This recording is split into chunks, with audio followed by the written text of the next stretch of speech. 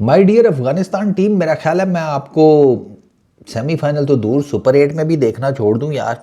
मतलब मज़ेदार बात है कि आज उनका न्यूजीलैंड के साथ मैच हुआ और वो एक बड़ी टफ किस्म की पिच के ऊपर पहले एक बड़ा ज़बरदस्त किस्म का डिसेंट स्कोर बनाने में कामयाब भी हो गए। उन्होंने विकटें भी ले ली अर्ली ऑन, बट मोमेंटम नहीं कैपिटलाइज कर सके, प्रेशर नहीं बना कर रख सके।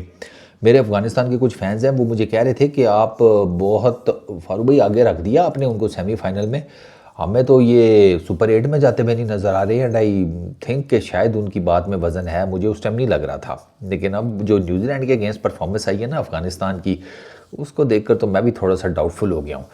अफगानिस्तान की टीम इंडियन पिच के ऊपर चेन्नई की मुश्किल विकेट जहाँ पर स्पिनर्स का गेंद फंस रहा है, स्पिन हो रहा है, बाउंस है फॉर पेसर्स, वहाँ पर यार 180-82 करके हार गई। समझ से बाहर है भाई, साफ सी बात है।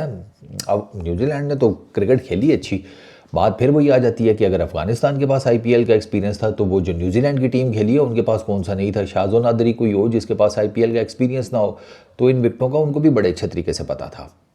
ठीक है, उन्होंने भी जिसे कहते हैं कि प्रेशर अपने ऊपर आने नहीं दिया। दे हैड एन आइडिया कि हमने इस टारगेट को कैसे चेस करना है। अफ़गानिस्तान का पूल भी टफ़ है। अब उनका एक बड़ा मैच साउथ अफ्रीका के अगेंस्ट है, अगर वो भी हार गए तो फिर अफ़गानिस्तान के लिए बहुत मुश्किल हो जाएगा सुपर 8 में अपने लिए जगह बनाना। अफ़गानिस्तान वन द टॉस, पहले बैटिंग की, 182 किए, 6 उनके आउट हुए। ठीक है, बट भाई साहब न्यूजीलैंड वालों ने 13 बॉल अभी रहते थे, ठीक है, उन्होंने जनाब ये टारगेट चेज़ कर लिया।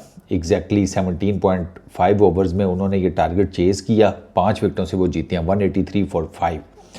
अच्छा, अफगानिस्तान की तरफ से गुरबाज और ज़ादरान, आप उसे कह लें कि बड़ा डिफेंसिव टाइप का स्टार्ट था। डिफेंसिव वो डफ़ी और उसने मैट हेनरी ने बॉलिंग ही जिसे कहते हैं बड़ी तगड़ी किस्म की, उन्होंने बड़ी डिसिप्लिन्ड स्टार्ट में बॉलिंग किया, तो अफगानिस्तान के पास मार धाड़ के चांसेस नहीं थे। गुरबाज ट्राइड, लेकिन उसका भी उस तरीके से जैक नहीं लगा। 27 किए हैं 22 बॉल्स के ऊपर, ज़ादरान ने 10 किए हैं 12 गेंदों के ऊपर, तो ये वो फंसे हुए थे।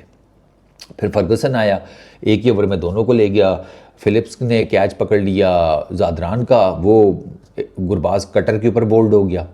अच्छा, अफगानिस्तान बैकफुट पे चला गया, गुलबदीन नैब को नंबर 3 के ऊपर भेजा गया, थोड़ा बैटिंग ऑर्डर में चेंज किया गया एंड दैट वर्कड।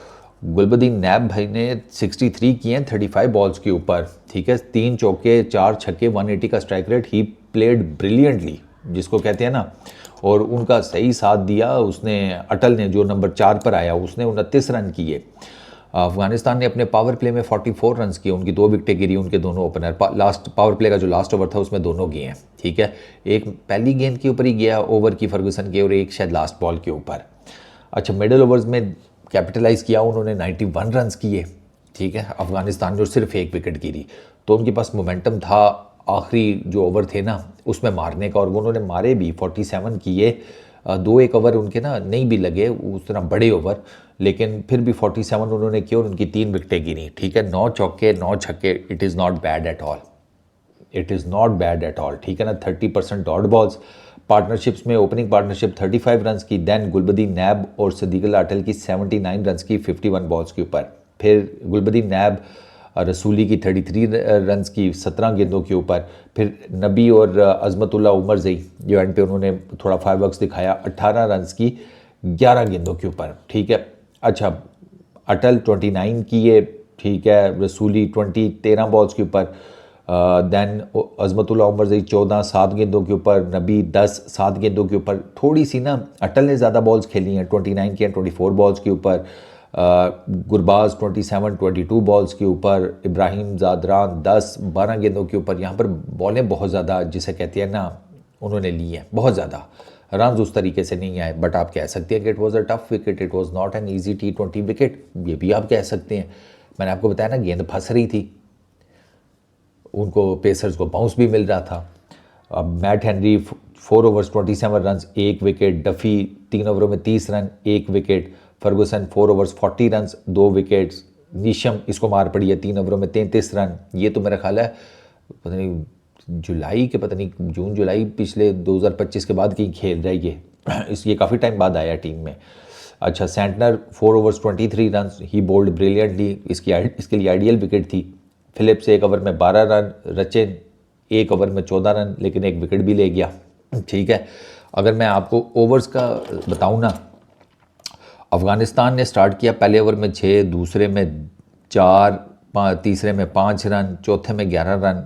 पहले 3 ओवर आप देख लें गए हैं कितने रन के जी, 6, 4, 5, फिर चौथा 11 रन का लगा, पाँचवा 9 रन का, छठा ओवर उनका 9 रन का, तो वो 44 कर गए। उसके बाद 4, 4, 11, 9, 12, 8, 18, ठीक है, ये ओवर भी इन्होंने एक तगड़ा लगाया था। अच्छा, फिर 5 रन का ओवर, फिर 15, फिर ये 15वें ओवर से ऑनवर्ड्स ना, 15, 5, 15, 14, 9, 9, एक तो ये 5 रन का ओवर इनका ज़्यादा लग सकता था। ठीक है, और एंड के जो 2 रन के ओवर लगे हैं ये भी ज़्यादा के लग सकते थे। ठीक है ना, क्योंकि they had wickets in hand, wickets in hand का मेन था ना, तो वो तो आपके हाथ में थी। But when it comes to New Zealand की चेजिंग, मज़ेदार बात यह है कि न्यूजीलैंड की चेजिंग में मुजीब ने इनको अर्ली डेंट डाल दिया। फिन एलन और रचिन रविंद्रा, उनको 2 कंसेक्यूटिव बॉलों पे मुजीब ले गया था। मुजीब बोल्ड ब्रिलियंटली जिसको कहते हैं, मुजीब ने बहुत आउटस्टैंडिंग बॉलिंग की है।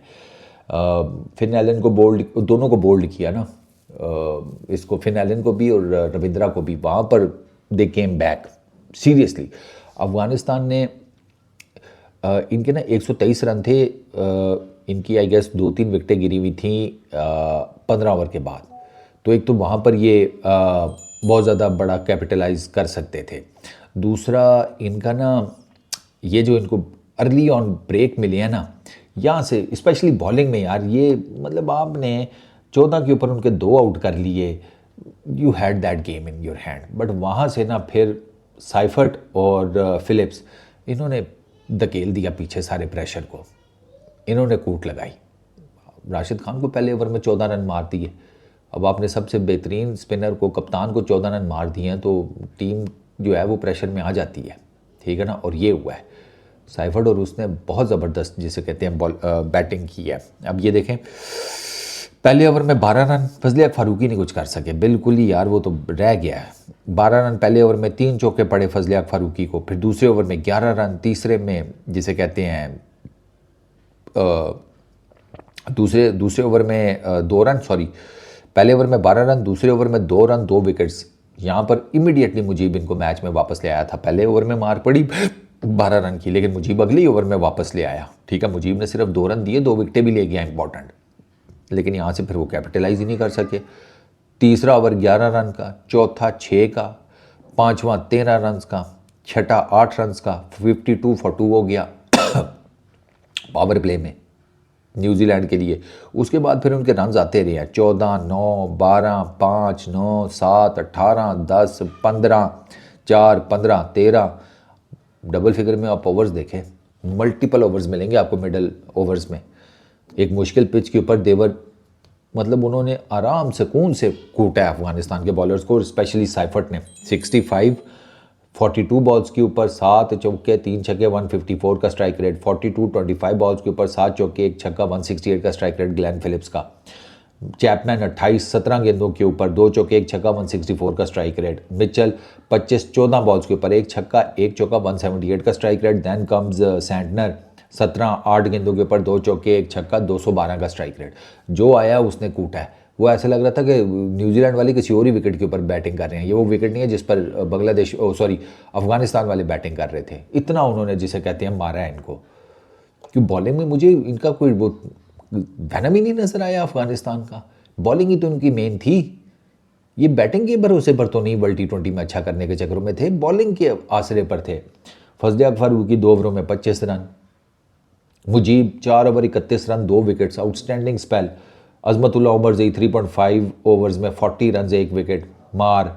Rashid Khan 4 overs 36 run 1 wicket मार। तो मैं बहुत ज़्यादा नहीं कहूँगा, लेकिन राशिद से मैं विकेट ज़्यादा एक्सपेक्ट कर रहा था। Ziaur Rahman 3 overs 33 run.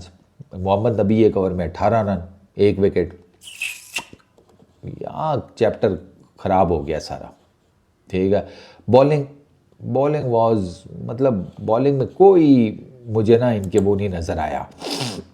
मुश्किल विकेट के ऊपर भी मतलब टिम साइफर्ट ने आप देखें वो जो मार धाड़ थी वो नहीं उसने छोड़ी, उसने प्रेशर नहीं अपनी टीम के ऊपर आने दिया। वही बात, ये चीज़ मिस किया गुरबाज ने, ज़ादरान ने, अटल ने। उन्होंने ना बॉलर्स को हावी होने दिया, बॉलें बहुत ज़्यादा कंज्यूम कर ली, बट स्टिल यार, स्टिल सब कुछ होने के बावजूद 182 शुड हैव बीन डिफेंडेड। लेकिन वो फिर बात वही है कि एक्सपीरियंस तो था न्यूजीलैंड के पास भी। रिसेंटली वो इंडिया के साथ सीरीज़ खेले थे वर्ल्ड T20 से पहले। ये वर्ल्ड T20 में न्यूजीलैंड का हाईएस्ट रन चेज है। तो अफगानिस्तान के लिए things are not looking good भाई, things are not looking good at all. अब एक और चीज़ मैं आपको बताता हूँ, न्यूजीलैंड का जो चेज़ था ना, उसमें आप ये देखें, पावर प्ले में उन्होंने 52 रन्स किए, 2 विकेट्स उनकी गिरी, ठीक है। मिडिल ओवर्स में उन्होंने 103 रन्स किए हैं। मिडिल ओवर्स में जहाँ पे अफगानिस्तान के स्पिनर्स डोमिनेट करते हैं, वो 103 रन्स कर गए। यहाँ पर उनका काम ख़राब हुआ है, यहाँ पर उन्होंने गेम अपने लिए बिल्कुल वन साइडेड कर ली। कर्टसी फिलिप्स और साइफर्ट, उन्होंने बहुत आउटस्टैंडिंग किस्म की दोनों ने नॉक्स खेली हैं सर। 74 रन्स की उन्होंने पार्टनरशिप लगाई है सिर्फ 47 बॉल्स के ऊपर। उसके बाद 36 रन्स की पार्टनरशिप चैपमैन साइफर्ट की 21 बॉल्स के ऊपर। मिचेल चैपमैन की पार्टनरशिप 31 रन्स की 18 बॉल्स के ऊपर। मिचेल और सेंटनर की पार्टनरशिप 28 रन की 13 गेंदों के ऊपर। ये 200 के स्ट्राइक रेट से लगी हैं पार्टनरशिप्स। तो फिर अफगानिस्तान के लिए इसका मतलब है कि उनके स्पिन अटैक ने उनको डाउन प्ले किया, ठीक है ना।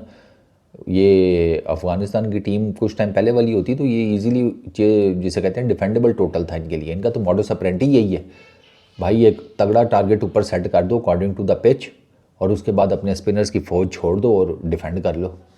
आज वो गेम नहीं डली इनकी। इस वीडियो में इतनी, अपना बहुत ख्याल रखना।